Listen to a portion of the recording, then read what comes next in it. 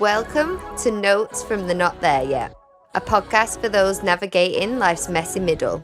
Not lost, not arrived, just not there yet.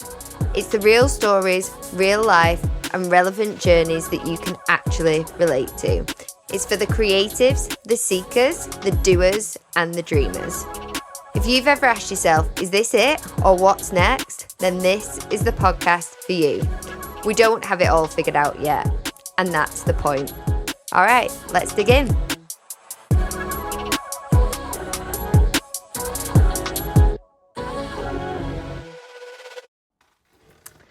Hello. Today I'm joined by someone who embodies the spirit of resilience, honesty, and heart, Donna Timlin. Donna is a force of nature and one with the biggest heart. She's built a beauty business rooted in care and accessibility, but her story goes far deeper than the salon. From being bullied as a teenager and told she wasn't beautiful enough to follow her dream, to retraining at 28 with a toddler on a hip. Donna's journey is proof that it's never too late to start again. In this conversation, we will talk about how childhood bullying and self-doubt has shaped her path and how she found confidence in unexpected places. We'll talk about the leap of faith it took Donna to change her career in her late 20s and build a business on her own terms. Why Donna believes that beauty should be accessible for everyone, and how Donna leads with encouragement rather than fear.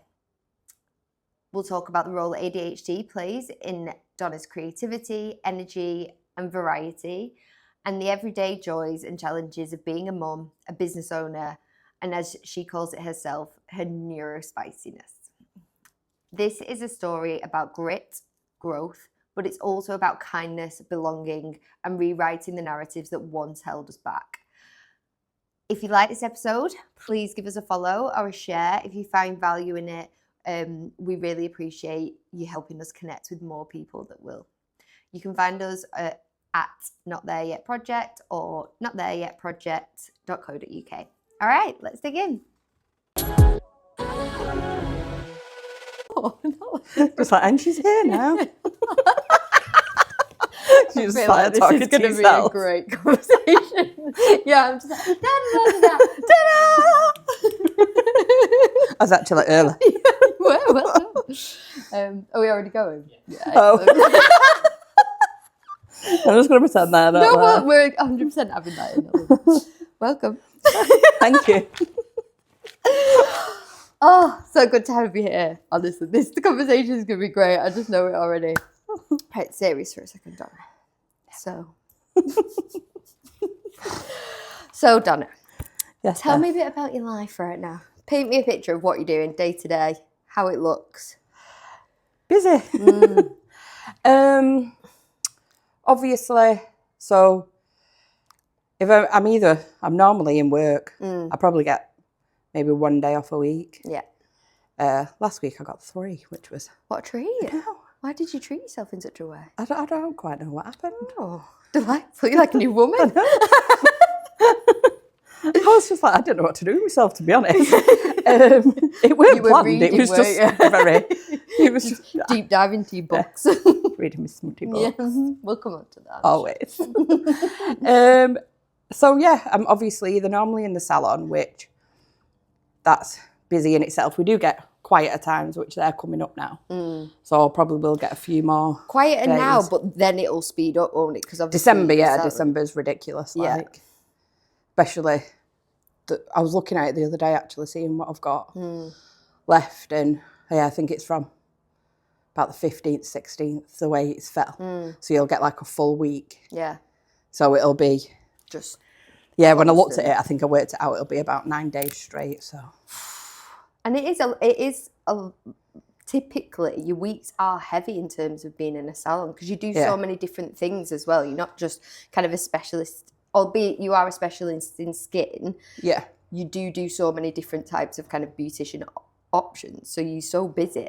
Yeah, because obviously you just do like what you call like your general treatments. So that's just like nails, eyebrows. Yeah. And then normally as a beautician, you would specialise in something. So like Beth, she obviously specialises in nails. Yeah, very good nails. And then shout out for that. And mine's obviously skin. Yeah. Because there's always an area that you want to perfect your art in, really. Or that you have got more interested in. So I've obviously got a lot of interest in, like, predominantly all of it, but there's only so far certain things can take you. Whereas with the skin, it is an industry that's constantly evolving. So, So let's rewind. Let's go all the way back then to early days, early Donna. What were you like as a kid? Where did you grow up? As a kid, I was all right as a kid. I was, I grew up in New Moston with my mum and dad, and then I've got an older sister. She's 22 months older. And yeah, I was just very blasé, really, like la la la, skipping through life. Pretty much, you know, head in the clouds is what everyone always used to say. Loses focus, all, you know. I was very much in my own little world, in my own little bubble. And then I think as you start, like, that's what all, like, my teachers used to say to my mum, like, oh, if she just focused. Because ADHD, it was the hyper, and I didn't have that. Because I've got, like, ADD.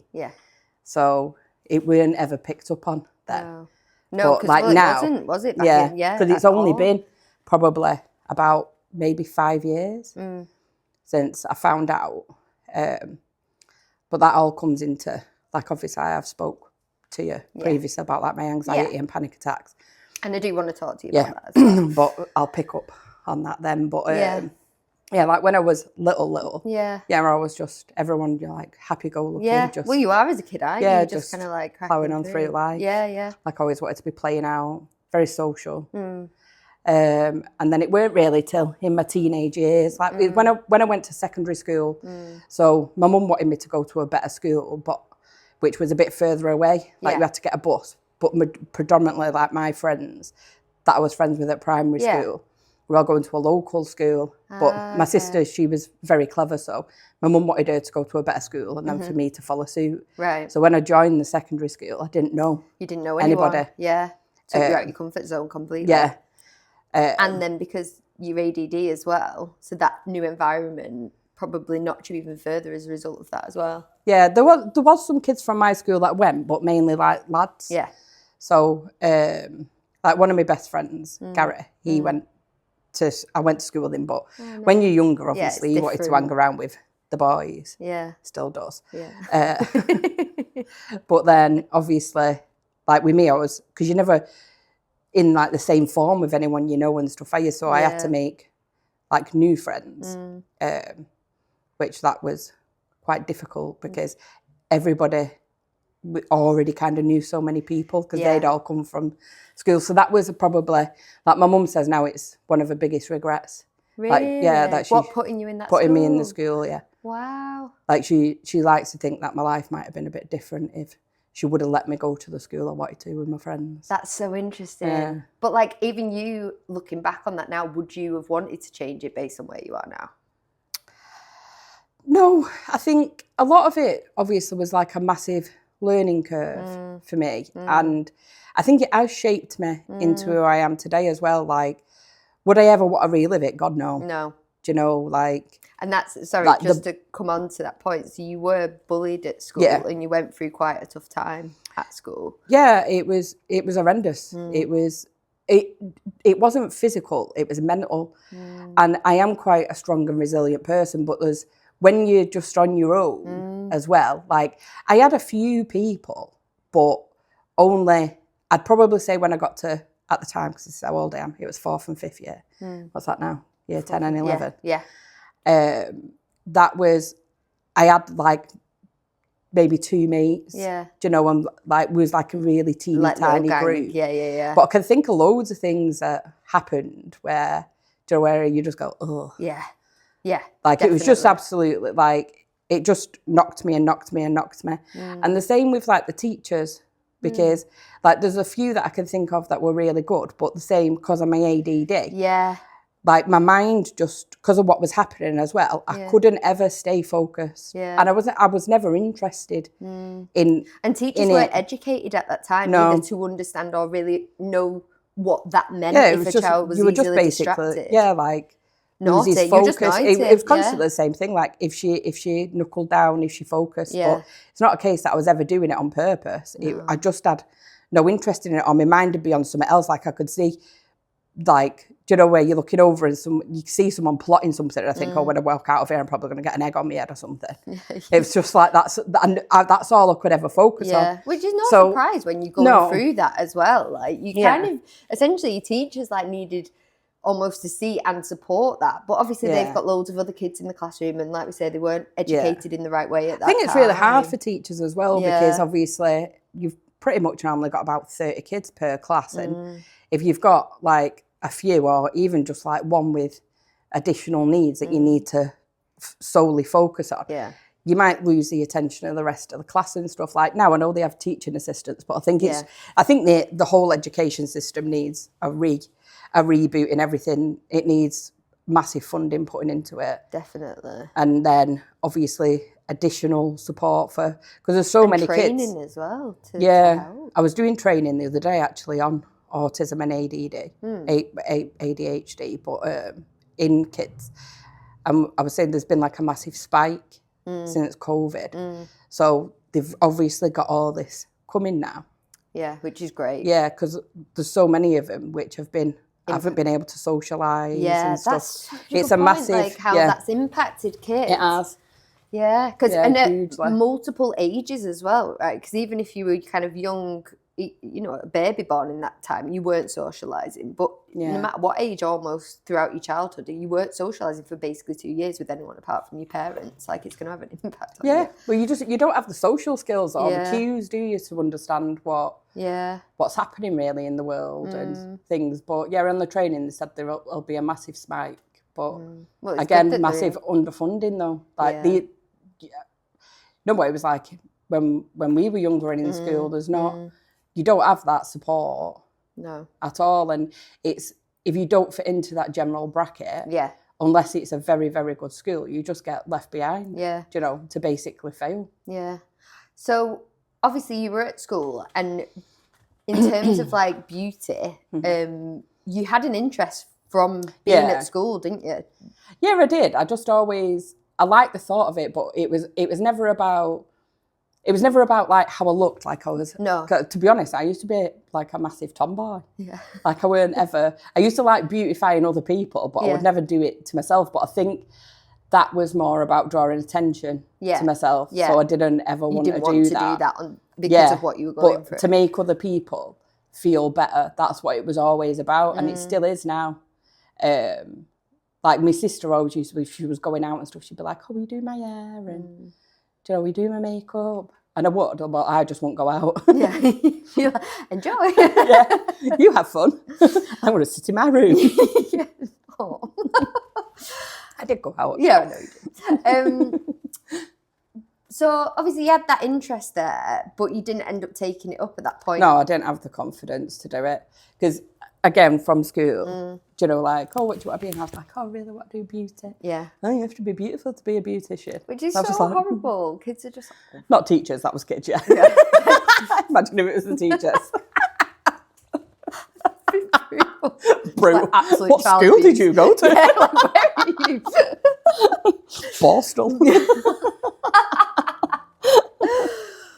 But even still, brutal kids. And that kids are though, aren't they? Like, well, they don't realise the impact. No, obviously. They don't. And I think a lot of them as well, like, the one thing I've realised with the other job now and the training that I've had, you don't know what's going on in other people's lives. Like, sometimes that can be a reflection of what's happening to them. Like, they can be, you know, almost a bit, they're putting it on you because they're just angry with the world or angry with life. And, like, I don't hold any grudges towards anyone from school, like specifically. Yeah. Apart from one boy, but that's different.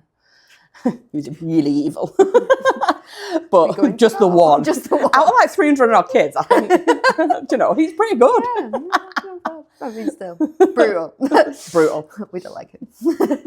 You don't. We do not like him. But how do you feel that then went on to impact you then? So, because you didn't take up beauty at that point. Well, I ended up going to college and doing interior design because that was another thing, like, when I was younger, because I didn't really, like, go out every 6 weeks. my mum used to get me, like, do you know, boxes? You used to get them in supermarkets at the end of, like, the rows before. Yeah. Like, you used to get free bags, didn't you? And they always used to leave boxes. So she used to do that, and we used to go and get sample wallpaper. Oh, and I'd literally designed my whole, like, Barbie village. I was obsessed with Barbie. So I'd spend about 2 weeks making it. Yeah. And I used to use the Lego roads, you know, and I would literally I'd have like a beautician's shops, I'd build my own houses out of boxes, and I used to sit there and I'd paper them all and make everything. That's so cool. Yeah, I loved it. I feel like you really had visions for yourself like, at a young age. You were like very determined. If I'm like with my neuro-spicy, if I'm focused on something, I can be really hyper focused and really put like my all into it. Yeah. But if I'm not interested in it, then I'll like just fully zone out from it.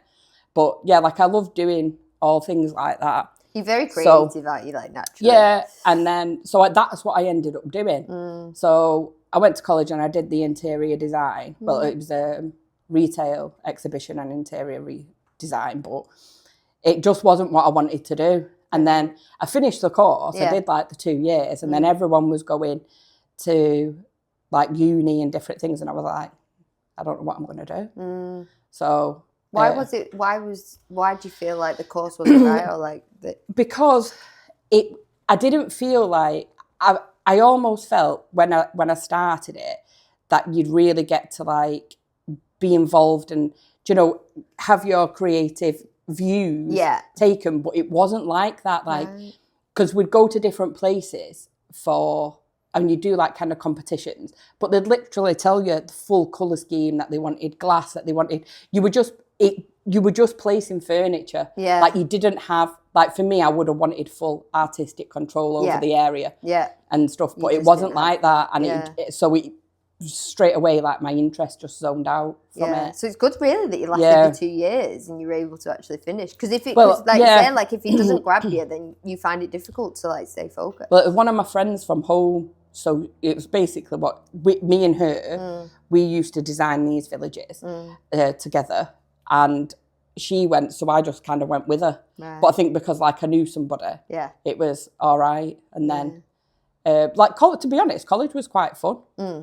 Like it was like a new start, and like we'd made like some friends and stuff. But by that point, I wasn't very confident. Yeah. So, but don't get me wrong, I did socialise and have friends and stuff. It was definitely getting better. Do you felt like kind of coming away from school and going into that space was like a massive relief though, based on like what you'd experienced in school? Yeah, because I remember turning up at college thinking, God, I hope there's not many people from school here. Yeah. And stuff like that, you know, but like it wasn't like a massive, there was a couple of people, but it's not something that really like affected me. Good. But by that point, I'd say from then on, that's when I started to like try and build my confidence. Yeah, I was going to say like having left school, how would you describe like yourself when you left school? When I left, when I was like, because I would have been 15 when I left school, because I would have turned 16 at the end of July. So that was like the lowest point. Really? That was obviously like when I tried to take my own life. So at 15. So that was like the lowest. And then things got better. But then I did get a very vile boyfriend at 19. Right. 18, 19, and I was with him for 3 years. And that was a really bad, awful relationship. So just to go back to what you just said, and I'm so sorry that you kind of went through that for it to get to that point, but like if there's other people kind of in that situation at school, or like that are being bullied, or maybe going through a bad relationship that's kind of puts you to that point, what would your advice be to them? It's hard, isn't it? Because it depends on the scenario of stuff. Like I never wanted like my mum to go in school and sort it out or anything like that. But in a way, I kind of wish that she did. But it was just happening that much that I just kind of got used to it. And I used to think in my head, it'll make it worse. I couldn't tell you if it ever would have done, yeah. Because I just wouldn't let her go in. Yeah. Because I sometimes... Did she know? Yeah. Yeah. Yeah, especially towards the end. That must be so hard for her. Well like so I won't get out of bed. Like, So, and I used to say to her, you can send me out And I can pretend to go to school, or you can just leave me in the house. But either way, I'm not going. So she was that, like, my mum had it quite tough because my dad worked away. Right. So she had me and my sister and also worked. So she was just like, and then I wouldn't let her do anything. Yeah. Like, I was like, absolutely not. You'll make it worse. So I think she was just at an ultimate loss of what to do. But you said before, you think it helped shape who you are today now. Yeah, like I do. But then I also have like zero tolerance as well, which is not good. Like, that's true. Very unforgiving when it comes to if someone like lets me down. Yeah. Or, you know, I'm just like, I've got no tolerance for anybody treating me. Do you think that's just because you've kind of built up that like barrier? Yeah, there's a massive barrier around me. There's a massive brick wall. Like, there's very few people who ever get to see like the real me. That's what I'd call it. Like, people who are genuinely, I feel comfortable being vulnerable around. Yeah. And just being myself. Like, I am very guarded. I can be quite, like, I draw my lines and I have like my boundaries, and it's very rare I'll ever let anyone step over them. It's interesting though, because like you're also like so incredibly like kind and giving and like. But I'm not. I do that, and that is who I am. Yeah. But it's more.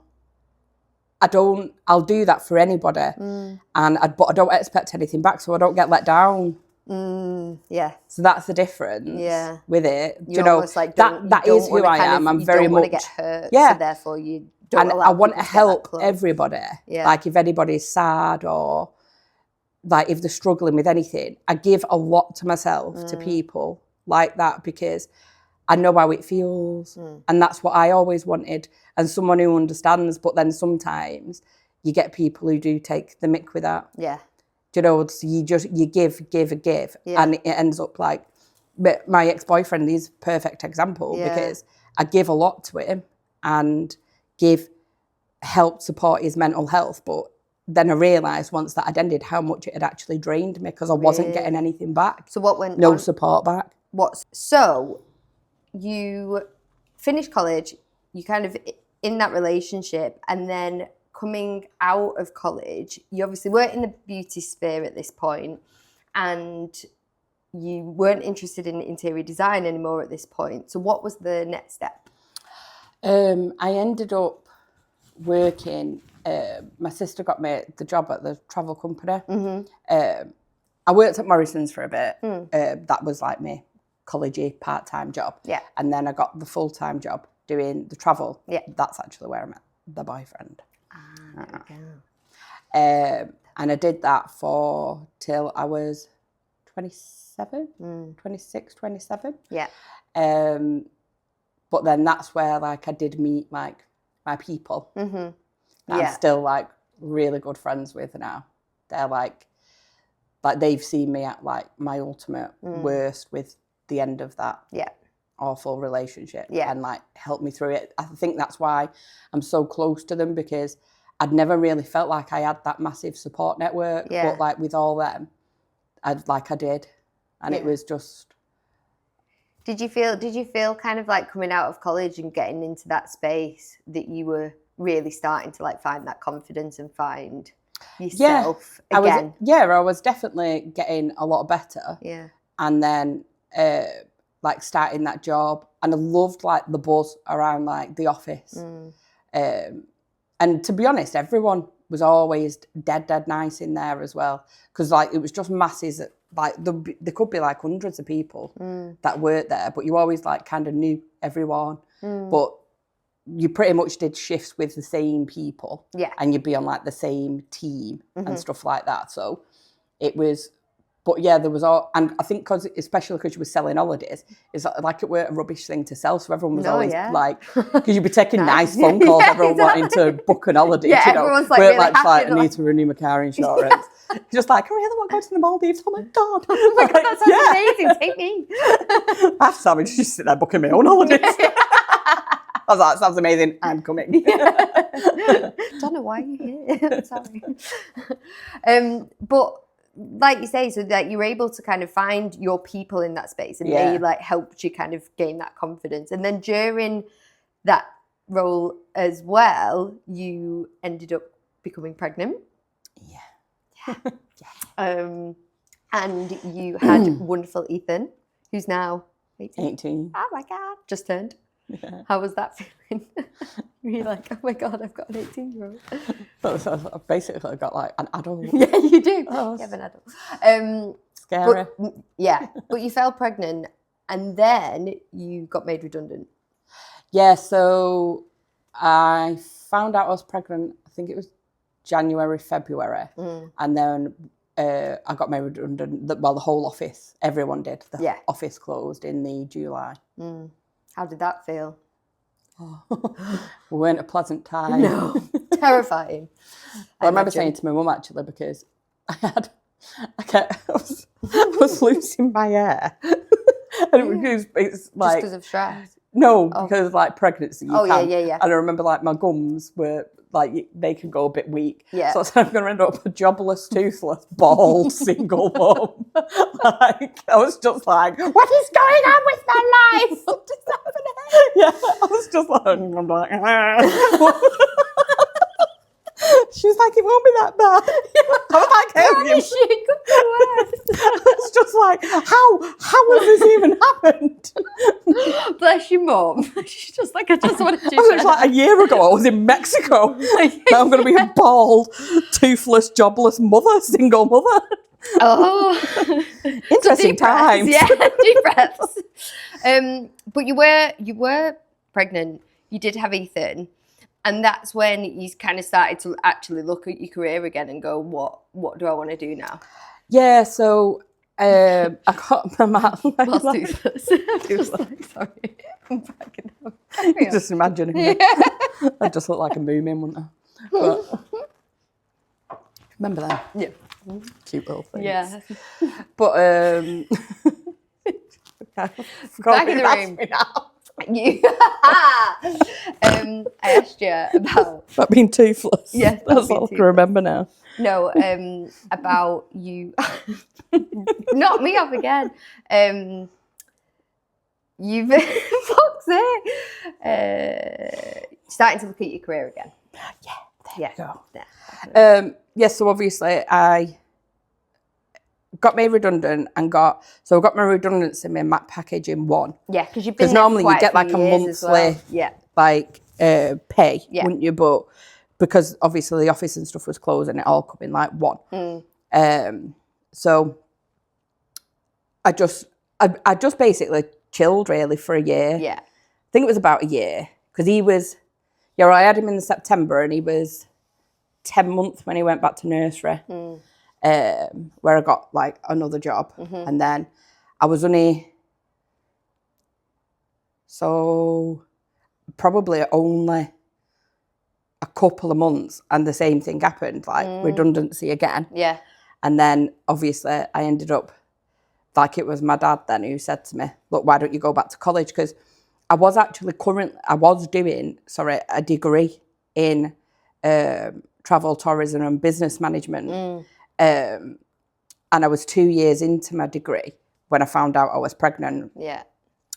And then obviously there was a massive realisation of like I got made redundant, then I got made redundant again. And within there's the travel not a lot of as well. Security, but I was like back at home with my mum and dad as well.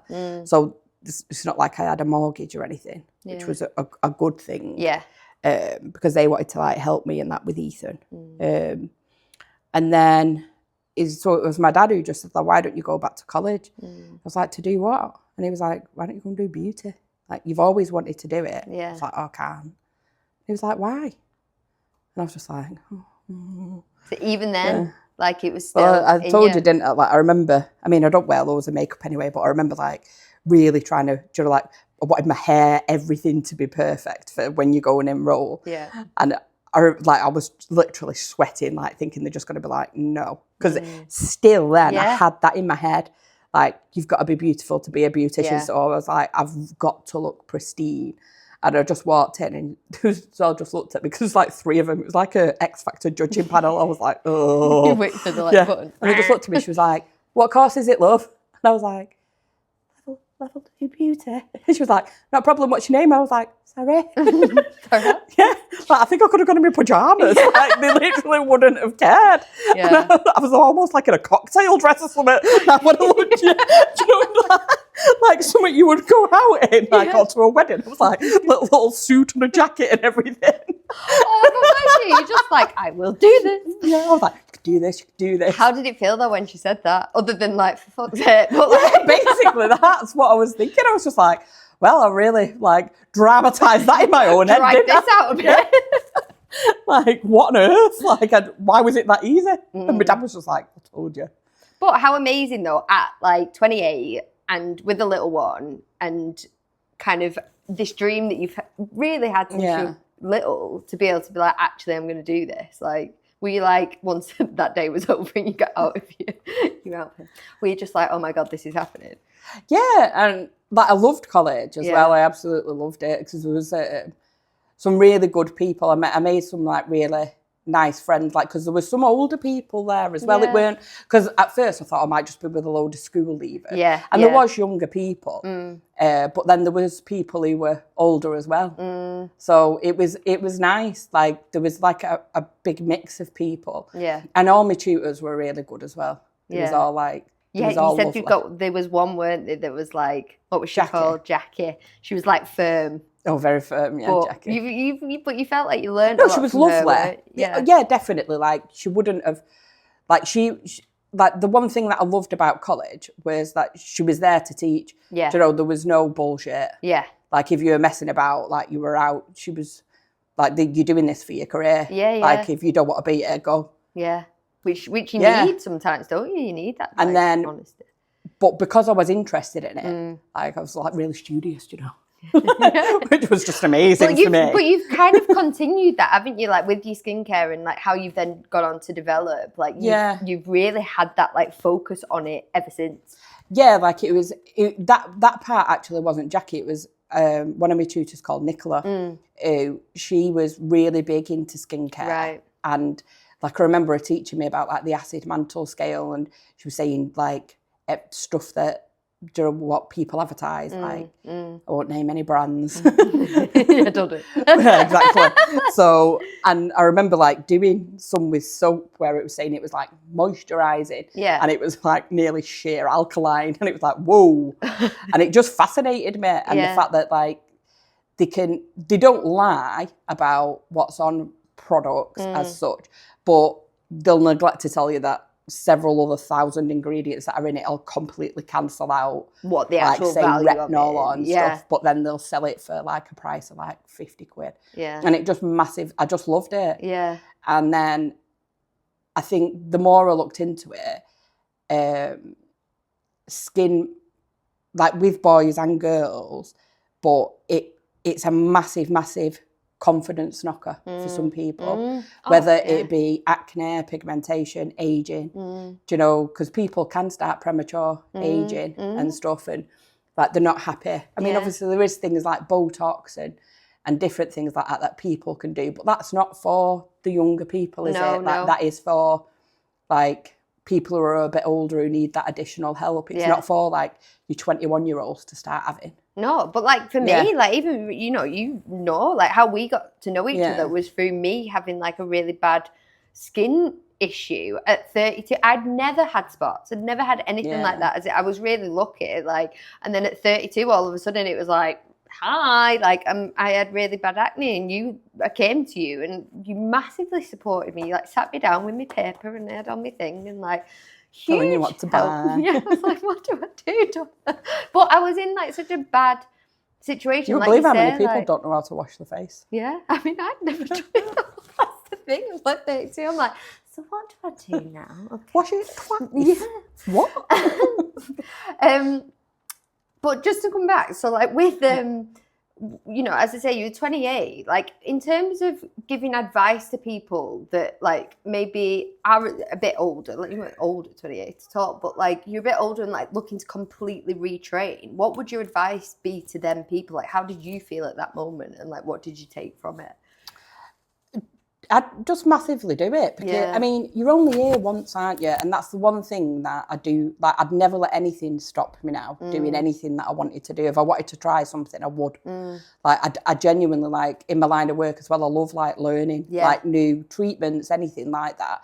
But I would never, ever now let anything stop me. And I don't, like, even at 45 now, like, if I wanted to retrain in something, like, I'm going to, with the residential support work, I'm going to do my MVQ level 3 in that. You know, so I will be doing, like, I'll be basically, I mean, I think it'll be online, or I'll be going back to college with me, my little satchel.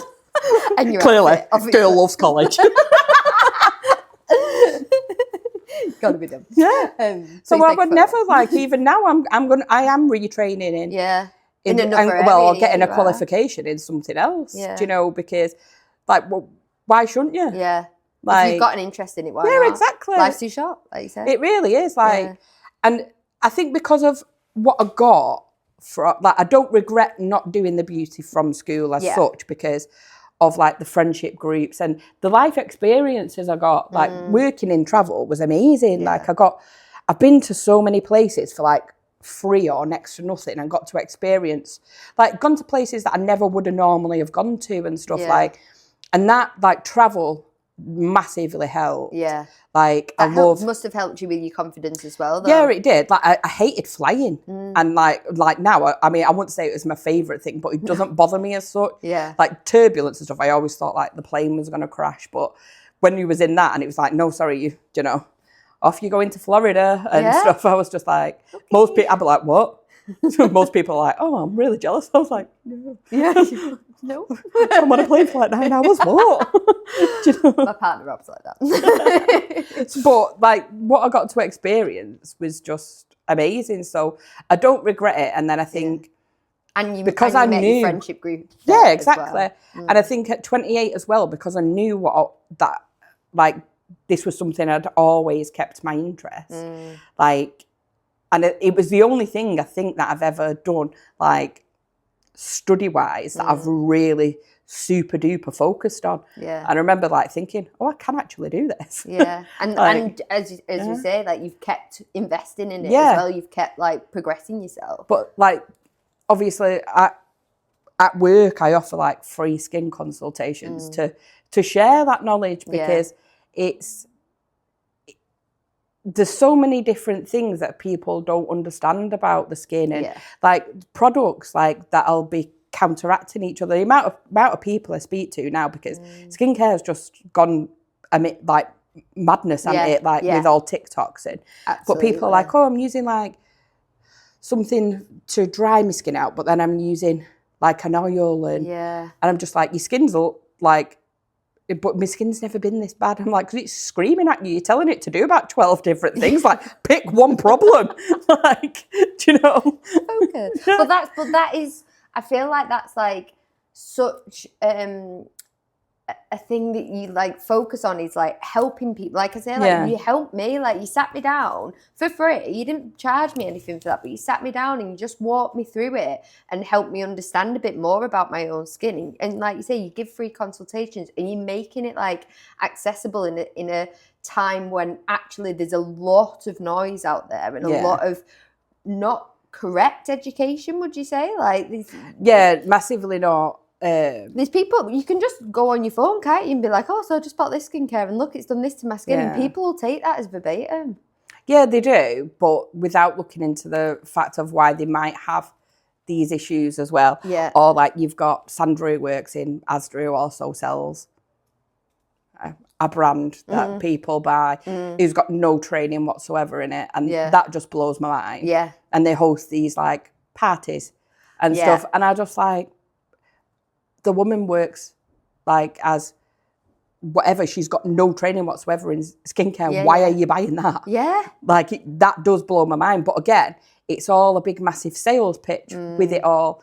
But but with people that have got no experience in that area. Like I went to a skin college. Yeah. And like trained and got my level 4 in it, which I mean that is hard, like learning all those different things. But like as awful as it sounds, I don't even advertise what I do. Everything comes from word of mouth. Yeah, yeah. And I have enough clients for it, and I am very busy with it. So, but you're busy because you're good and because you make it accessible. And I do, and it's affordable. Yeah, There's a lot of my treatments that I could do, which should probably be like double what they are. But I would rather help the many than the few, if that makes sense. Is that right? Yeah. Is that the right terminology? Yeah. Because why not? And that's something that your brand and your salon is focused on, right? Yeah, it is. You built that business with that in mind. It's not about beautifying people. And I think a lot of people think that like you work in a beauty salon, you're just beautifying people. Yeah. It's not. It's about building people's confidence, even confidence of walking into a salon. Like the amount of people, especially like waxing's a perfect example. Yeah. The amount of people who'll say to me after like they've met me a couple of times, like, oh, would you mind waxing like my bits? And I'm like, no. And they're just like, and like embarrassed. And I'm like, no, love, don't. Yeah. We don't do that in this salon. No. Absolutely not. And you've said, and you've openly said about like how you're like half beautician but half therapist. Oh God, as well. You are like, you build, I mean, I am quite a friendly person anyway. You are. Like I'll talk to anybody. But I've built some like massive friendships. Like I've been to weddings of clients, people who have turned into genuine friends. Like, and people, I don't think there's a single one of my clients that I don't genuinely love. Yeah. That I know about the families, about, you know, about the good times, you know, about like the hard times and like giving advice. Yeah. Like even down from like domestic violence and cheating, like the lot that you can. Like, as soon as that door closes, I had a lady today fully crying her eyes out. Really? Yeah. I was just like, woo. Yeah. Like, what? But straight away, I'm like, right, come on now. Like, what's happening? Because you've like, talk to me. created a safe space. Like, and I do feel like because of the values that you've got and that you've kind of instilled in that space from the start, people can and feel comfortable coming to you to like, have those conversations. It's just, there's so much more to it than, I don't know what people say, like just painting nails. There's, you know, as daft as it sounds, having to focus on that and even having a conversation and trying to remember like everything that you're doing and trying to stay in the moment with the person who's talking to you is quite hard. Yeah. Absolutely, especially if someone's talking about like some serious stuff as well, and you're like trying and it's remembering it as well. Yeah, like so you might not see them for 4 weeks. So true. And then you've then got to remember when they come in, like how's things? Yeah. How was the doctors? How was the funeral? How was, or alternatively, how was your job interview? How was the wedding? How was, do you know? I mean, most of the time I'm quite good. I do remember. But that's a lot of pressure in itself. Yeah, but I think because I am genuinely interested in them. So I'd say 99% of the time I do remember. I even remember Beth's clients. Yeah. Do you know, like, because they're sat in the same room. Yeah. I'm like, oh my God, I was whatever. No, Beth and Beth's like, what? You've been where? And you did that? What? Really? Bless her. We love Beth. We love you, Beth. We love you, Beth. On the point of Beth, though, you know, obviously Beth is someone that you work with and you've worked with for quite a few years. How many years have you had the salon now? Ooh. How many years? 7? 5, 6, 7. Maybe 8. Question mark. But with Beth and with how you've worked with people as well, because like a area that you talk about is like management and how beauticians should be treated within beauty sector and beauty space as an industry as a whole. How have you felt like you've led and supported people when you've managed them in this industry? Because I think you maybe at times have had a bit of a tough experience, or or you've seen other people have a difficult experience, how do you feel like you've treated people within the industry? Quite, I think, fairly. Yeah. Like, definitely, because it's about supporting, and especially like the younger ones, like if that's the career they want, it's like mentoring them to do that. Like, I'm not, in all the roles I've done, whenever I've done management, it's never, if anyone's ever made a mistake, it's not about berating them. Like, not everyone's good at everything. Yeah. So to me, you'd really try and pick up on the positives of what they're good at. Because say, for instance, it was not necessarily in this, but like, I don't really know how to give an example, but say like the residential support work, that's probably better.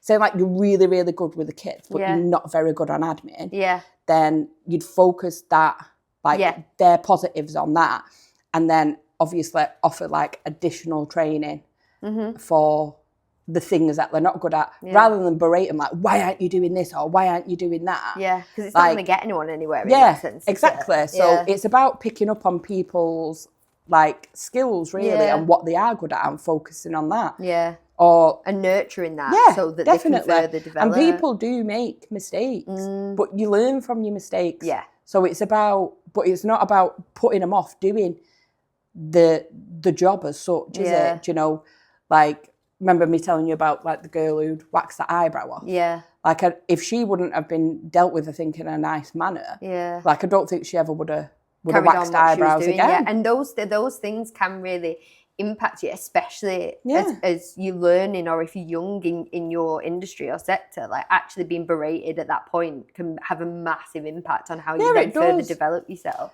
And then I think in like the beauty industry, especially, like a lot of the times, you're never going to be working in like a massive, massive space. Yeah. Like even a spa, like there's probably only going to be 10 of you. Yeah. So it's never going to be like in the spa bit, like as a therapist.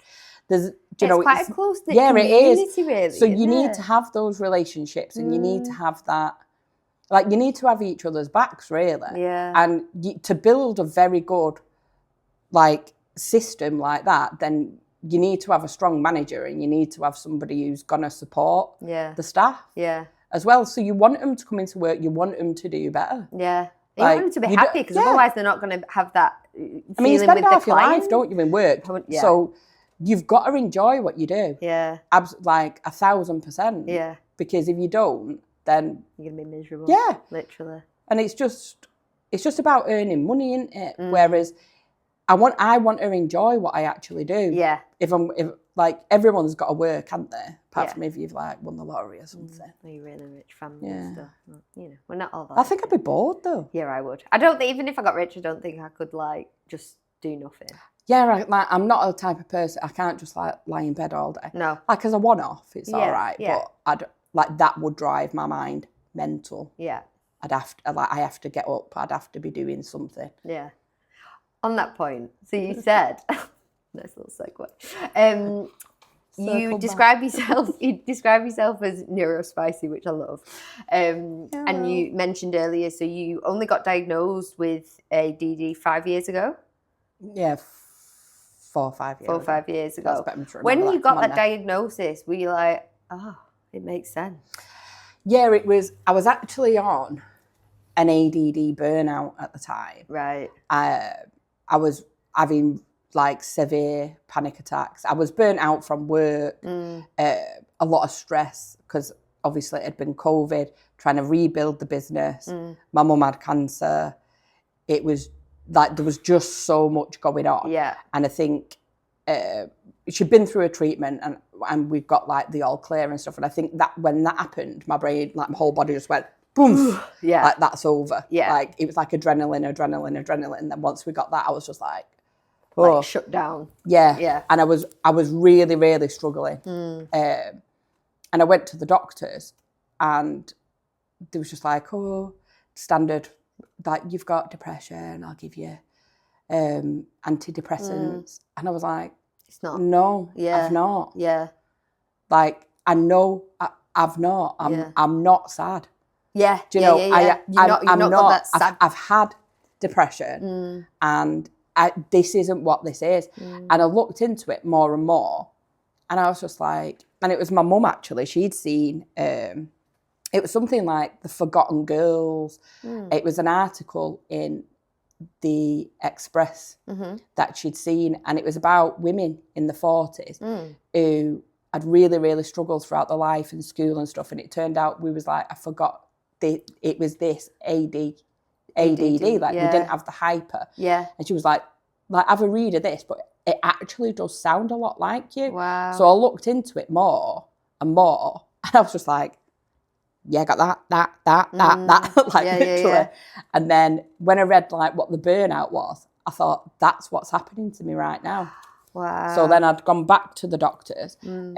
So a medication, official diagnosis, that's still way off, but done online and stuff. So that's the part that I'm waiting for. But I don't think, to be honest, I would take medication for it. So you're not on any medication right now? No. You're just kind of understanding of like your symptoms more so.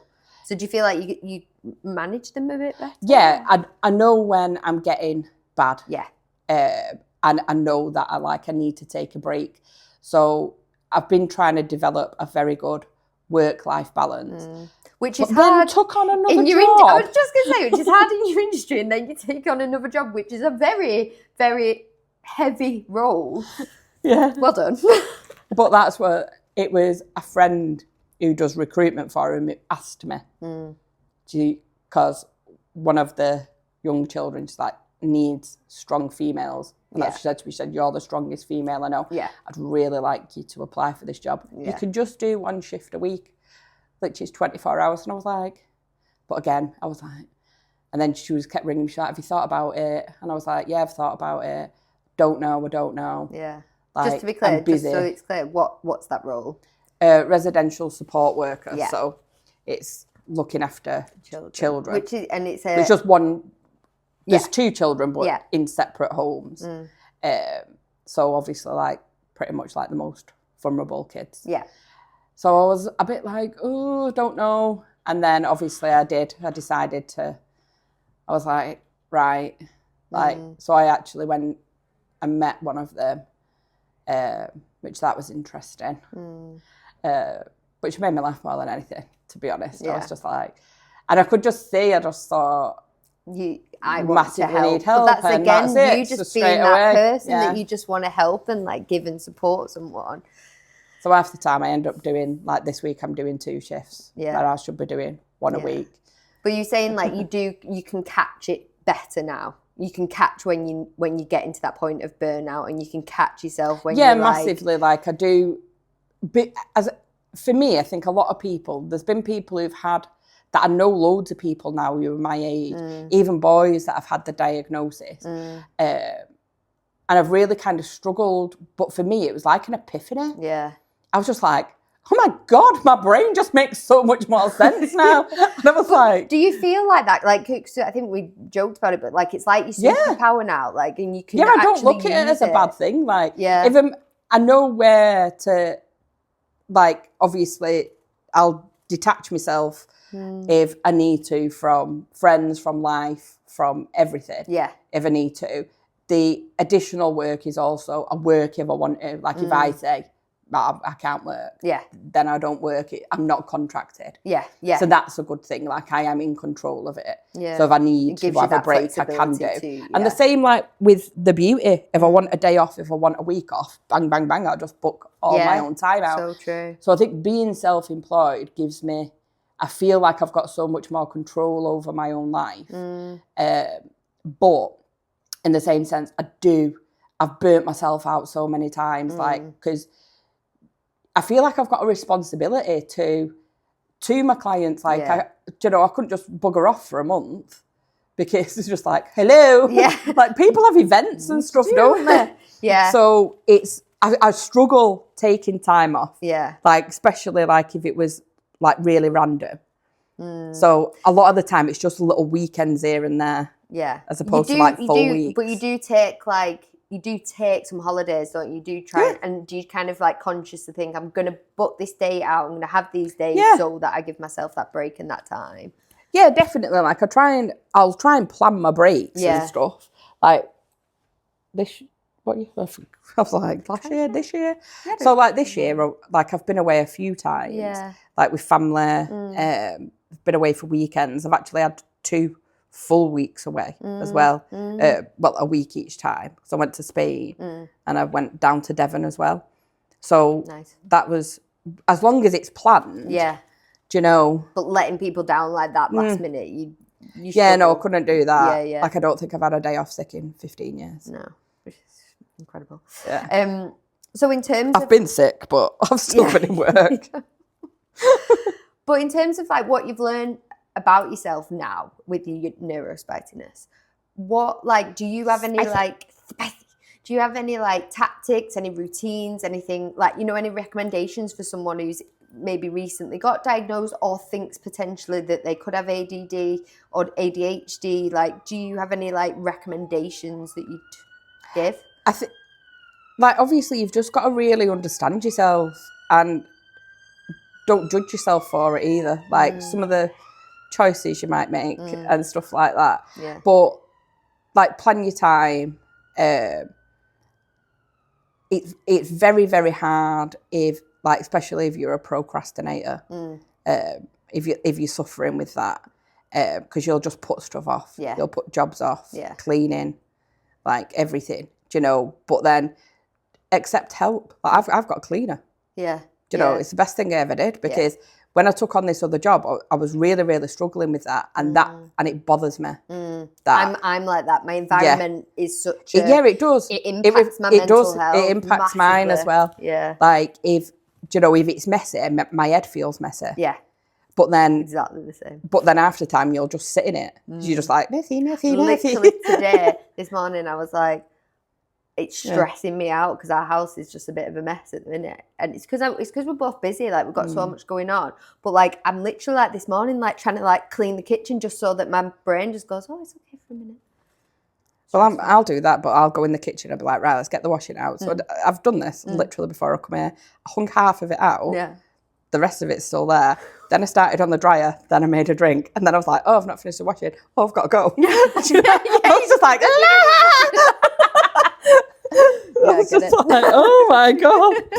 But I do that all the time. I'll do like one job. Well, not even finish the job. I'll do about a quarter of it. And then I'll be like, oh, I'll just put the kettle on. Yeah. And I'm like, oh, I'll take this washing up. And I'll be like, oh no, what was I doing? Oh no, putting the washing out.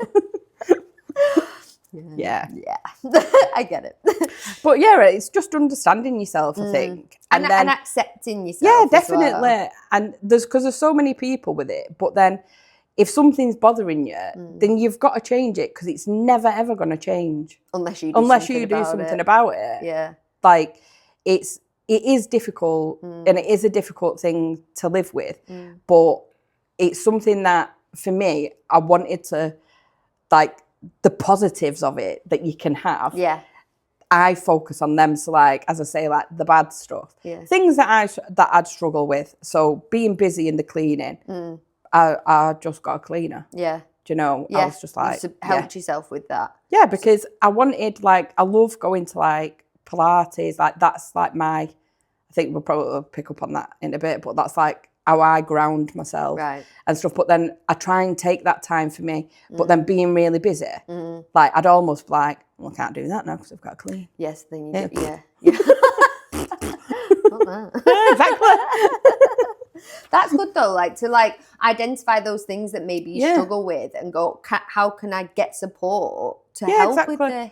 Because there's so many different, like, it doesn't even necessarily have to be like medication. Do you know, at the end of the day, if there's something, like if you're neuro-spicy or there's a problem with yourself, it has to start with self-help. Yeah, and self-awareness of it, yeah. Like, coming back to even the beauty, if it's a skin problem, like, are you just going to sit there and suffer with it? Or would anybody now just be like, I need to change my brand, like, life's like that. If there's a problem, you change what the problem is, don't you? Yeah, you try and fix it, because, like, that's the one thing I do know in my whole entire life. Like, I want to be happy. Yeah. That's it.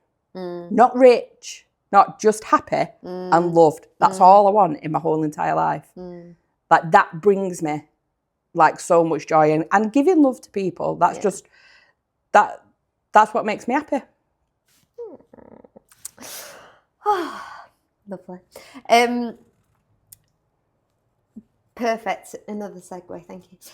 So just coming back to Snorting there. Just coming back to like that point of like happiness and like almost like coming back to the beauty and accessibility within that space as well. Like we said, like you have literally built your whole salon and that experience around kind of making beauty accessible, no matter what age, no matter what skin tone, religion, etc., etc. Like you've always wanted to kind of welcome people and make them happy.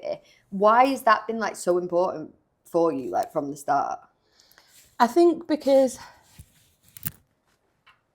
number one, I think how in my own head how I portrayed it, like, you know, you had to be beautiful to be a beautician and stuff. So I think that was massively in my head, and I always wanted to make sure that anybody that ever come into the salon felt comfortable, felt that they was welcomed. It didn't matter on the shape, size, colour, anything. Like every single person is welcome in my salon. Do you know it? And like you say, I just wanted to make beauty and everything accessible. So I'm not saying that it isn't at all in any other salon, but for me, that was the biggest ethos for me, for my salon. That was what I wanted, for everyone to feel comfortable to sit there and just be able to talk about what they want to talk about and not feel judged. I've been in plenty of salons before where I felt like that, or like the staff are bitching. Do you know, like even about like clients that I've just left. I'll never forget that. And like I was in a hair salon and I was just like, wow, this is really bad. Oh my and then God. like literally, do you know, you're thinking I've got to walk out this door knowing for a fact that they're going to be calling me. Like it was such an awful experience. Awful. Do you know? And that's it. Whenever you walk into your salon, you feel like you're at home. Like you genuinely do. Like, and I'm not just saying that. Like I'm able to come in. We always have a laugh. After's brush, aren't we? Yeah, but as well, like anyone else that's always in the room, like they're just laughing and talking and like just having a nice time. Which I think, like you say, like there's no false bravado with it. Not like at all. Who I am in that salon is very much who I am. Yeah. Do you know? Yeah. And that's like I'd say Beth as well, but like Beth's actually more crazier. She's quite like, she's definitely who she is. In the best way. It's like at work she's probably like, I'm like, oh no, like when we're out, like she's mad and like Beth. I'm like, yeah. That's true actually. Absolutely. Okay. She's crazy. Yeah. Really? I'm like, yeah. Crazy lady. No. But even when just coming back to like accessibility as well, like it's also price for you is a big focus because you've openly said like the cost of the materials and things that you're using is going up and up and up, as is everything in the economy right now. But you're still fighting to kind of keep it accessible in that way. Yeah, as well. Definitely, because like I think everyone would eventually it is just gonna be a treat. Like everything is going up massively. Like we'll only put our prices up when something goes up, not because it is getting that bad. Like when you're buying stuff, I think like I told you, like there's certain products that you have to buy, which since COVID now are like 85% dearer than what they used to be. Like it's literally ridiculous. And but in the same sense, why do people not deserve to have their eyebrows done? Like why should they be having to pay like 50 quid for an eyebrow wax? You know, I mean, don't get me wrong, eventually it'll be that, but not in my lifetime. But it's just like it makes people having a simple thing like that done, it makes you feel good. Like that's what I've done today, just eyebrows. And she come in and has obviously had some massive breakdown on me, and I've spoke to her and she's gone out feeling better, but it's because I'm not in her world as such. Like there's no judgment, is there? I don't know who she's talking about. It's just like sometimes they want to come in and just vent, and they've done it and then like they feel better. And you know, maybe I should charge 50 quid for that actually, thinking about it. Maybe. Well, the therapy bit on it as well. Yeah, exactly. Just like £15 for eyebrows. 10 for therapy. No, but it does. It makes such a big difference. Like, honestly, my nails are the only thing really that I invest in myself, like, because I don't really like my hair, so I don't like investing in it. Obviously makeup and skincare, but like in the terms of like going somewhere and actually like spending money, it's my nails, and doing that every month makes me feel 10 times better. You do. I bet you look forward to it. You'd be like, oh, it's nails this week. Yeah, I love it. And obviously we always get dead creative, and it's like I walk out every time just feeling better about myself and feeling more confident, and it's only my nails, but it still has an impact on me as a person. Yeah, exactly. And I know everyone that walks out of that salon feels the same. Yeah. Definitely. Well, I'm glad that you feel like that. I do, thank you. I'm glad we've created that environment. You have, and we're very appreciative. Just to come back and kind of bring it all back. So Ethan, your son, just turned 18. A little angel. Yeah. And he's obviously had a massive impact on your life in the last 18 years. How kind of becoming a mum, changing a career and having that experience, how did that shape kind of you and where you've taken yourself? I think, obviously, like, massively, really, because, again, through how I used to feel about, like, school, everything, like, the part of me, I was always like, I never want him to feel like that. Yeah. I never want him to feel like he can't succeed or do anything that he wants to do, as long as, like, he puts his mind to it. Or be told, like, what I was told. Like, I never, like, for me, I just wanted him to have, like, the nicest, happiest life that he possibly could. Yeah. So that was, like, always my biggest goal, to make sure that he was happy in everything that he does. And he, to be fair, he is a really, really good kid. He's a nice kid. He's polite. He's got manners.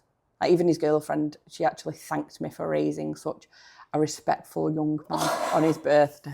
Oh my God, I was like, so cute. No, I would have been like, cry at anything. I was like, thank you. You're welcome. Yeah. But yeah, I'd say that was obviously a massive turning point, because I remember thinking, especially because of how I was, because I was a bit ditzy and like, you know, like that's how I'd always been described. I was like, if I'm going to make a good parent, I'm probably going to lose this child. Do you know, like, sort of like, oh shit, that's my kid. But I'd actually say that it actually made me a really good parent, because I could multitask so much.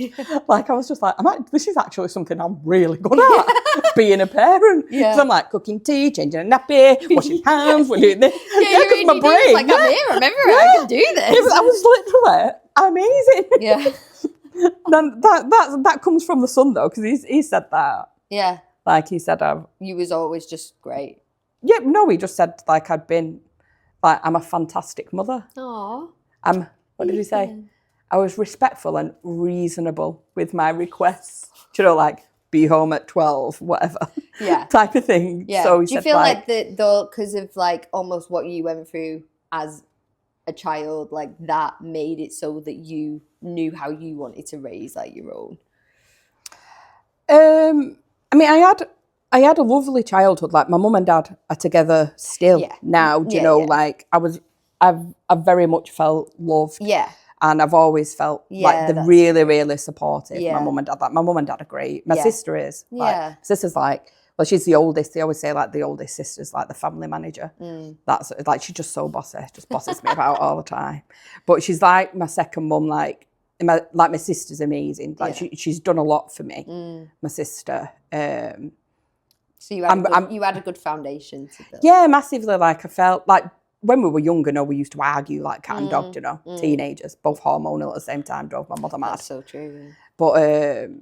Yeah. But especially as we've gotten older, like, she's my sister, like, all my family's really nice. Like, I've been really lucky in that aspect of life. It's, you know, and I think there was a part of me where, because I was raising Ethan on my own and I'd not been raised like that, I thought it was just like, I remember dreading that bit, like thinking, like, my mum and dad are going to feel like I've I've let them down and really? stuff. But yeah, it was never like that. No. Yeah. Like, I've never felt judged by my mum and dad, but like No. I thought, like, you've got to raise them together and stuff. So I think, I mean, I'm not like that anyway, but that's why it was important for me for Ethan to have that relationship with his dad's side of his family, and a nice one at that. Do you know, like I never wanted, like when he was bringing him home and stuff, I wanted him to, like he still does now, like he just walks into my house, do you know, and he'll tell me like what they've been doing and everything, do you know, that, like, just support, normality, like as much as,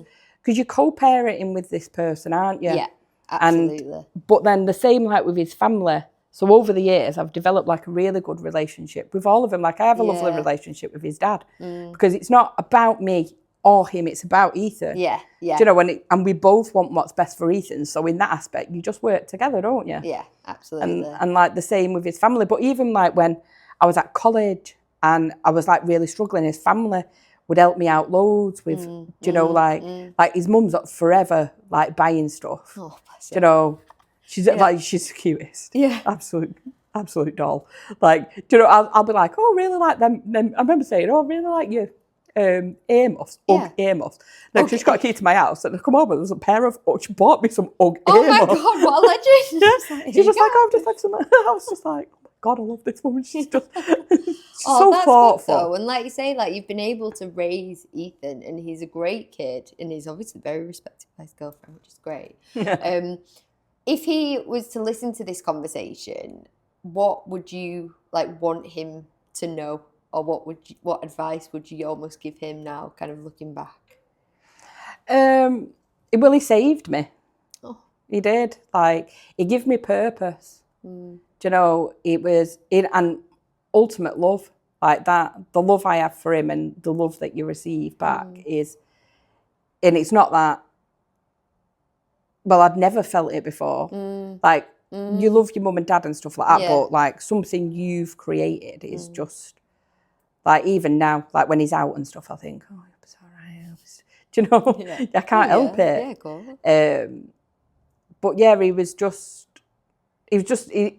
and is like the most amazing boy. Yeah. And considering like, I don't know if I touched on that, but they said like I needed to have IVF to have kids, so he was a massive surprise when I found out I was pregnant. Yeah. Wow. Wow. Obviously wasn't planned, but it was like the greatest mistake ever. And I've loved like I'm not saying it hasn't been difficult, it has, but it's been an amazing journey. And the fact that like I've kept him alive basically. He's 18 now, he's an adult. Yeah. I'm not responsible for full life now. Something went wrong the other day and I was like, oh, I can't help you with the bank, you know, like you'd have to ring up. And he was just like, Mum, on the phone, and I was just like, I can't do anything. You're an adult You're actually an adult. Like, they won't speak to me. Yeah. Like, I was just said, like, you know, you're going to have to grow a set of balls, lad, and ring them. Make a phone call. It's time. He's like, really? And I was like, yeah. Enter. You're an adult now. You are. To be fair, if I could, though, I would have rung. Yeah, I know. Obviously. I was like, they won't speak to me, though. So, lastly, before we get onto the quickfire round, so at the Not There Yet project, quickfire round. Yeah, we love a quickfire round. In the Not There Yet project, we talk about like the messy middle. It's like my phrase. It's like my head. What does that mean to you right now? So, like, how would you kind of currently describe your messy middle? What does that mean? What does that look like? My messy middle? Do you have a messy middle? You might not have a messy middle. I try and keep my life very unmessy. Do you? Yeah, I like to keep my life very simple. So if everything's messy, the brain goes messy. Fair enough. All right. I just keep myself to a very strict schedule of life because that's what I need to do. Fair enough. No messy middle. No, it's that bad. Like if I have to go shopping on a Tuesday, if I don't go shopping on a Tuesday, she don't go shopping. Fair enough. Because she can't do it on a Wednesday or a Thursday. That's just weird. Well, that's good then. That's in like advice in itself, is just like keeping that routine and keeping your brain kind of structured so that you don't fall into the messy middle. Yeah, I definitely have to do that. Yeah. Because if not, my life would just be a complete and utter disaster. Yeah. So it is quite structured. And I just keep myself busy all the time. Nice. So I don't really know what my messy middle would be. Because like my life seems to like the salon where I didn't really need any more clients, and I'm like, I know, I'll do another job. Yeah. I'll just keep going. I just mess myself up all the time, but I just have to. But that's it. That's structure. It. That is it in itself. Yeah. It's like you don't allow yourself almost to fall into that because you're able and you've built a life where you've got that structure, you've got that support. Well, there's change coming, so.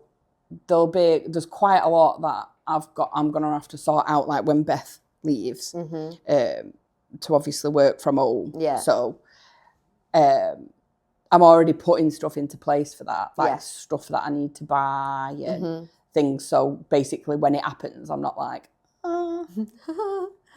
like, yeah. Oh, Beth. I know. It'll be so weird. I'm just gonna have to like come and visit I try not you think anyway. about it. Yeah, I don't know. Like, I just think, because she was talking about it yesterday, and I was just like, you'll come back because you'll miss me. And she just, like, kind of looked at me, almost said, no, I won't. But I'm just going to have to book appointments in just like a half an hour so we can just have catch-ups. It's just come in for a free skin consultation. Just keep having free skin consultation. I bought a coffee machine.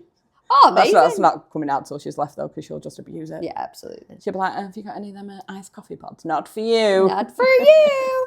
That's for Donna's own salon when that opens. Right, quick fire time. Ooh. No pressure. What's one common skincare myth that you wish people had let go? That's a really long question. It's not. Well, they're not that. It is. They're not that. Well, you've got to answer them quickly. It's not that the question's necessarily quick. I thought like you just wanted like one-liners. Well, maybe, but one myth. Well, what's one thing that you think people just need to let go of for skincare? There must be one, like something that you hear all the time. And you're like, nah, that's not true. Yeah, I can't think. You can't do that to my hair.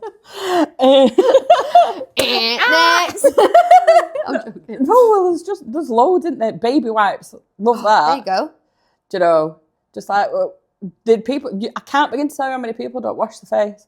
Yeah. I was like, don't use it. They're like, cleanser. And I'm like, like, wash your face, sorry. I was like, what do you wash your face with? Baby wipes. But that's not washing your face, is it? It literally baffles my head. I used to be that person. It's so bad. And I'm just like, and you're destroying your skin barriers. Yeah. Because the majority of them have petrol in, but we'll go into something else. Okay. Again, so, baby wipes, put them in the bin. Sorry. Don't use baby wipes, bin. Bin it. What's one thing you've learned about success that no one told you before? It's hard. It's hard. It's really hard. You have to work. Yeah, like you've got to it's not just a 9-to-5 job. Well, ours is pretty much 9 to 8 anyway, but I'll be sat at home. I'll be doing it and I'll be replying to messages. Like, you never switch off. Yeah. Ever. And especially like in today's world as well, because you've got like social media, you're having to market yourself. Well, I got a separate number because I had my mobile number on there. Yeah. And I get messages at like 2 a.m. Have you got anything for a back massage today? Do you know? But they're just thinking, they don't know, they're just like in their own. Like that. So it's going to get it the next day. And then like my phone's like, yeah. I'm like, what? In fairness, I'd definitely have messaged Beth at like 10 o'clock. I've had one at 4:30 in the morning. Can I come in for my brows on Tuesday? It's Saturday night, it's Sunday morning, mate. Like, just got to tell you as I remember. Why is this in I'm just like, because they clearly stood there, aren't they, pissed? Like, they need doing. I'll just message Donna. Fuck off. Yeah, sorry. It's my own fault for not putting my phone on silent, though. Yeah, lesson learned. What's something you've recently said no to and felt proud of it? I say no to loads now. I'm very proud of myself for that. Like, I used to be really, really accessible. My phone being one of them. So, like, if someone messages me and I always think, I've got to answer that. Then I'm like, no, I'm actually busy reading my smutty books. You can wait. You love a smutty book. I love a smutty book. I'm going to add another question. What's your favourite smutty book? I can't tell you that because it just makes me sound really You've weird. got to. Come on. Probably Lights Out. Right. Or The Butcher and Blackbird. Oh, we'll add the Don't links. judge me on that. We'll add the links to the notes. You recently It's posted like cannibalism in one of them, but posted a gif on social where it was like, what am I doing in my spare time or something like that, and it's like you jumping into a book, and I was like, dirty bitch. no, it was if you could have actually? if you could have a superhero power, what would it be? And it was putting yourself into a book. Putting it into a book. I mean, yeah, absolutely. My next question actually is, what's a book, podcast, or person that's made a real impact on how you think? But You. thanks, hon. Ooh. I don't know. A person, I reckon's Jackie. Yeah, well, I was going to say Jackie or Nicola, the tutors that I've had. Like definitely one of them. It wouldn't be anyone famous. No. It would be like people who I've got like my inspiration from. Yeah. And stuff. Yeah. Because it's relatable. Yeah, exactly. It's relatable to real life, isn't it? Yeah. But podcast-wise, I listen to funny ones. My favourite is My Therapist Ghosted Me. Have you ever listened to that? It's so funny. No. It's brilliant. I'll take that one. If you could have a coffee and a real conversation with anyone living or gone, who would it be? My grandma. Oh, would it? 1000%, yeah. Over anybody. What would you say to Tell her I survived. her? And tell her what I've been doing. Yeah. She really helped me, my grandma. She died when I was 19. Oh, bless her. Yeah. I'd love to sit with my grandma. She'd be proud of But then I'll try and kidnap her. Can I do that? if you want. It's your life. Kidnap my dead grandma. It sounds really weird, doesn't it? Delete that bit out, please. Nope. Last but not least, if you had to finish this sentence, so right now I'm not there yet, but I'm working on, how would you end it? Myself. Yeah. I don't think we'll ever be truly happy. There's always, I get to a point like where I'm thinking, oh, I'm really good. And then it's like, oh, I'm perimenopausal. I'm fucking crazy now. Crazy again. Yay. And we're back. So I think my life is meant to be crazy. Yeah. So I start like, I'm just getting really settled in life. And it's just like, I know. Throw this in. Hair's falling out again as well. Might be bald. Woo! We're back. Gums are all right so far. I might still have teeth though. Oh, Donna, amazing. Thank you so much. And Welcome. I honestly think you're an incredible, incredible human. I know. You've been so kind to me. And as I say, it's always a joy walking in your salon. It's always a pleasure talking to you. And I just no. And I'm just really grateful that you shared your journey. So thank you so much. You're welcome. If anyone Thank you wants... for writing it so nicely as well. Oh, you're very welcome. Did you see how many comments and likes that got? On your thing? Yeah. On your blog? Well, I added you, didn't I? Yeah. Did you No, I not didn't see? see it. Where? It was on Facebook. Have a look. No, I've not had a look. Oh There's my like gosh. 100 likes, Yes, that's amazing. like 50 No, that's comments. because I've not got... Some from clients like saying, you have made me feel like that about like coming in for my waxing. I have a read. Oh my God. No, because I've not got the Not There Yet on Facebook. So No, I tagged you as a person in it. But if you go on my profile and you'll see the blog, and then you'll see, and some of my friends shared it as well. Oh. I was like, well, should I please be like, no. Stop sharing my life everywhere. It's about to get better. I didn't know that about you, Donna. I can't begin to tell you how many times I've had that in the salon this week. I'm just like, oh, God, all. It's going to get more with the podcast. Yeah. It's like, here I am. This is one word to describe me. Oversharer. And we wouldn't have you any other way. Where can they find the salon if they want to? In Brighton. They can. They can, yes. And it's on Facebook and Instagram. And what's it called? The Beauty Boutique Brighton. Go to it. Yes. Please. If you'd like to come and visit me, feel free. Do. I'll have about 100 people just book in for free skin. I'll just be like, not earning any money today. Like, She's got a new coffee machine. She gives free skin consultations. And she likes to I can tell her all my problems. There you go. Yeah, what why more not? do you need? Amazing. Oh. Thank you so much. You're very welcome. Thanks for asking me. I'm actually thinking I was interested. You are very. That's it? Yay! Oh, thanks. That was so good. Thank you for listening to this episode of Notes from the Not There Yet podcast. If you like this episode, please give us a follow or a subscribe. It means the world. You can also check out the website notthereyetproject.co.uk or follow us on all your major channels at Not There Yet Project. All right, we'll see you soon.